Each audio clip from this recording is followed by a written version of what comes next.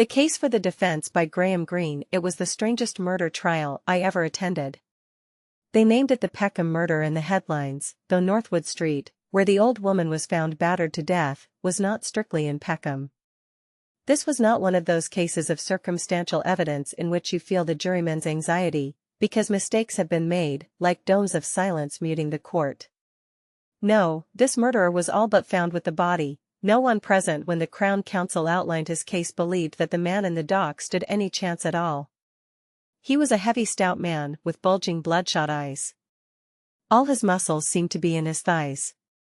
Yes, an ugly customer, one you wouldn't forget in a hurry, and that was an important point because the Crown proposed to call 4 witnesses who hadn't forgotten him, who had seen him hurrying away from the little red villa in Northwood Street. The clock had just struck 2 in the morning. Mrs. Salmon in 15, Northwood Street had been unable to sleep. She heard a door click shut and thought it was her own gate. So she went to the window and saw Adams, that was his name, on the steps of Mrs. Parker's house. He had just come out and he was wearing gloves. He had a hammer in his hand and she saw him drop it into the laurel bushes by the front gate. But before he moved away, he had looked up at her window. The fatal instinct that tells a man when he is watched exposed him in the light of a street lamp to her gaze, his eyes suffused with horrifying and brutal fear like an animal's when you raise a whip. I talked afterward to Mrs. Salmon, who naturally after the astonishing verdict went in fear herself. As I imagine did all the witnesses, Henry McDougall, who had been driving home from Benfleet late and nearly ran Adams down at the corner of Northwood Street. Adams was walking in the middle of the road looking dazed. And old Mr. Wheeler, who lived next door to Mrs. Parker, at No. 12, and was awakened by a noise, like a chair falling, through the thin as paper villa wall, and got up and looked out of the window, just as Mrs. Salmon had done, saw Adams's back and, as he turned, those bulging eyes.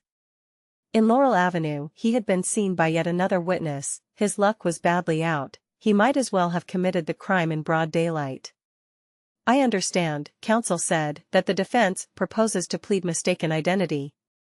Adams's wife will tell you that he was with her at 2 in the morning on February 14, but after you have heard the witnesses for the Crown and examined carefully the features of the prisoner, I do not think you will be prepared to admit the possibility of a mistake. It was all over, you would have said, but the hanging. After the formal evidence had been given by the policeman who had found the body and the surgeon who examined it, Mrs. Salmon was called.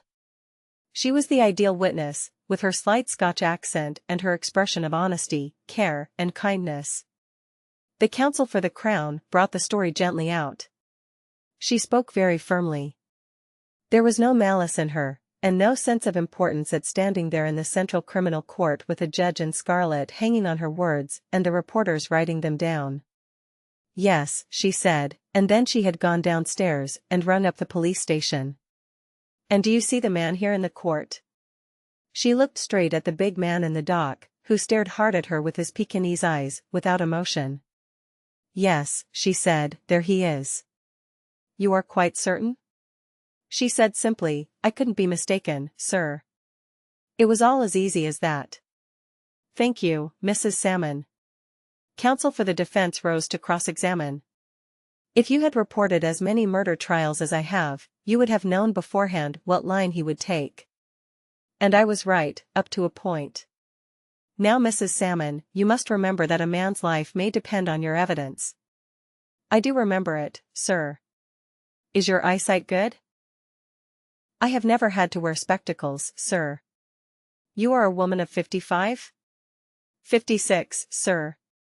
And the man you saw was on the other side of the road? Yes, sir. And it was 2 o'clock in the morning. You must have remarkable eyes, Mrs. Salmon? No, sir.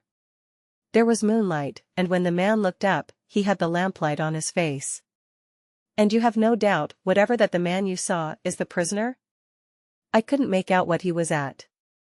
He couldn't have expected any other answer than the one he got. None whatever, sir.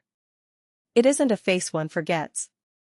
Counsel took a look round the court for a moment. Then he said, do you mind, Mrs. Salmon, examining again the people in court? No, not the prisoner. "Stand up, please, Mr. Adams," and there at the back of the court with thick stout body and muscular legs and a pair of bulging eyes, was the exact image of the man in the dock. He was even dressed the same, tight blue suit and striped tie. "Now think very carefully, Mrs. Salmon. Can you still swear that the man you saw drop the hammer in Mrs. Parker's garden was the prisoner, and not this man, who is his twin brother?" Of course, she couldn't. She looked from one to the other and didn't say a word. There the big brute sat in the dock with his legs crossed, and there he stood too at the back of the court, and they both stared at Mrs. Salmon. She shook her head. What we saw then was the end of the case. There wasn't a witness prepared to swear that it was the prisoner he'd seen. And the brother?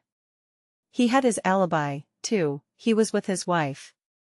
And so the man was acquitted for lack of evidence. But whether, if he did the murder and not his brother, he was punished or not, I don't know. That extraordinary day had an extraordinary end. I followed Mrs. Salmon out of court and we got wedged in the crowd who were waiting, of course, for the twins. The police tried to drive the crowd away, but all they could do was keep the roadway clear for traffic. I learned later that they tried to get the twins to leave by a back way, but they wouldn't. One of them, no one knew which, said, "I've been acquitted, haven't I?" and they walked bang out of the front entrance. Then it happened. I don't know how, though I was only 6 feet away. The crowd moved and somehow one of the twins got pushed onto the road right in front of a bus.